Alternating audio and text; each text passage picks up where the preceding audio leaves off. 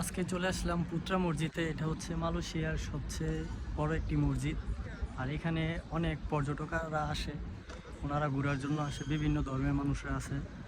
তো আমরাও এখানে আসছি আজকে ঘোরার জন্য। আর আমার স্বপ্ন ছিল মালয়েশিয়া আসার পরে এই জায়গাটার মধ্যে আসার জন্য।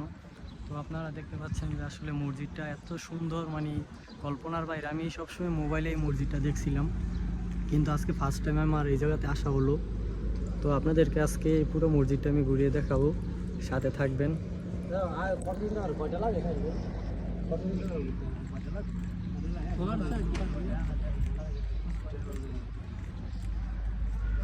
তো আপনাদেরকে ভিতরে নিয়ে যাব। আর এখানে কিন্তু মহিলারাও আসে, ওনারাও দেখার জন্য এখানে আসে।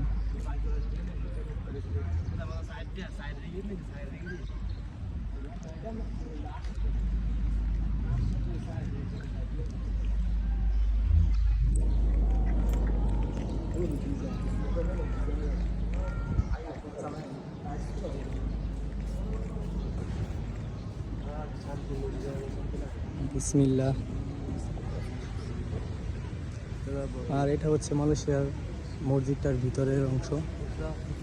তো পুত্রা মসজিদের ভিতরে কিন্তু অসংখ্য সুন্দর, মানে এক কথায় মানে ভাষায় প্রকাশ করতে পারবো না। মানে আমার কাছে স্বপ্নের মতন মনে হচ্ছে এই জায়গাটা।